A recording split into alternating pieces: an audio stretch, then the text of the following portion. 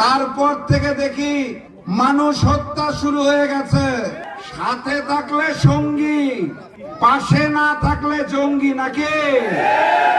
এসে নাকি কি কার্ড বিতরণ শুরু করেছে, পেয়েছেন হাতে?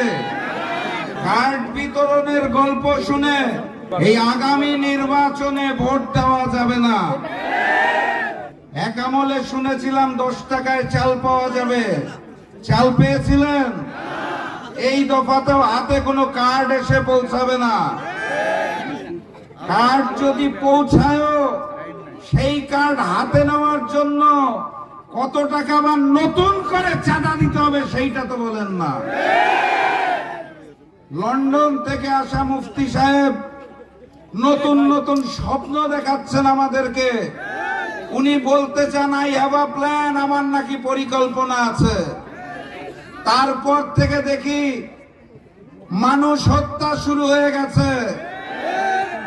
পরিবারের মা বোনদের সম্মান দিয়ে কার্ড দেওয়ার কথা বলে ওই নতুন জালেম বিএনপি বাংলাদেশের বিভিন্ন জায়গায় আমার মা এবং বোনদের গায়ে হাত দিচ্ছে।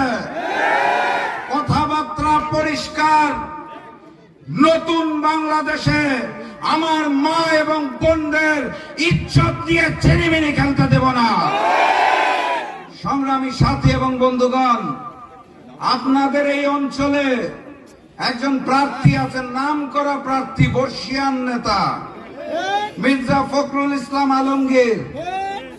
বিএনপি জামাত যখন একসাথে ঐক্যে ছিল, আমার দল জাকপাও ছিল, তখন এই ফখরুল সাহেব অসংখ্যবার তার বক্তব্যে বলেছে যুদ্ধ অপরাধীর নামে বাংলাদেশ জামাত ইসলামীর নেতাদের বিরুদ্ধে অন্যায়